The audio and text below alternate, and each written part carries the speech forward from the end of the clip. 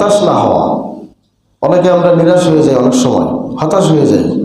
হতাশ হয়ে আমরা বলি যে না, এটা আমার দ্বারা সম্ভব নয়, আমি এটা করতে পারবো না। জি না, এই মনোনিবেশটা, এই মনোভাবটা কেউ আনবেন না। যিনি যে কাজে আছেন, যিনি যে ব্যবসায় আছেন, এটাকে আপনাকে পূর্ণ ভরসা রেখে, আল্লাহর উপরে আস্থা রেখেই কাজটা করতে হবে। একটু 19-20 একটু ক্ষয়ক্ষতি এটা হবেই।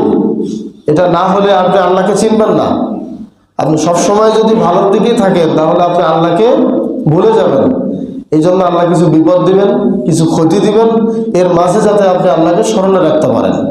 এই জন্য আল্লাহ তাআলা কিছু বিপদ, কিছু ক্ষতি, লোকসান দিয়ে আল্লাহ আপনাকে পরীক্ষা করেন যে আসলেই আপনি কি আল্লাহকে স্মরণে রেখেছেন নাকি আল্লাহকে ভুলে গিয়েছেন।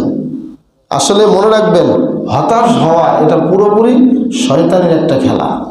শয়তান এটা করে। শয়তান ছাড়া পৃথিবীর কেউ হতাশার কথা বলে না। কোরআনে বহু জায়গায় আল্লাহ বিভিন্নভাবে হতাশ না হওয়ার জন্য বলেছেন। বলেন সুবহানাল্লাহ। আল্লাহ তাআলা বলেছেন, যেমন আবু বকর সিদ্দিক রাদিয়াল্লাহু তাআলা আনহুকে সাথে নিয়ে আল্লাহর নবী যেদিন মক্কাতে যাচ্ছিলেন, আবু বকর কি বলেছিলেন? ইয়া রাসূলুল্লাহ, ওই যে কাফেররা আসতেছে, আমরা যে পর্বতে আছি, এই যে গর্তে আছি, আমার তো বিশ্বাস তারা আমাদের দেখে ফেলবে। আল্লাহ নবী বলেছিলেন, হে আবু বকর, লা তাহজান ইন্নাল্লাহা মা'ানা, হতাশ হয়ে না, চিন্তা করো না, আল্লাহ আমার সাথে আছেন। সুবহানাল্লাহ, আল্লাহ আমাদের সাথে আছেন। এটা সবচেয়ে বড় একটা কথা।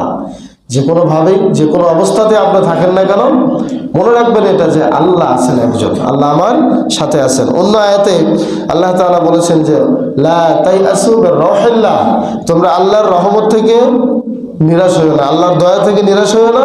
ওয়ালা তাহিনু ওয়ালা তাহজানু ওয়া আনতুমুল আ'লাউনা ইন কুনতুম মুমিনিন, যদি আপনারা মুমিন হন, যদি আমরা সকলে ঈমানদার হই, তাহলে আমাদের কোনো চিন্তার কারণ নেই, আমাদের কোনো দুর্বল হওয়ারও কারণ নেই। কিন্তু শর্ত হলো ঈমানদার হতে হবে, মুমিন হতে হবে।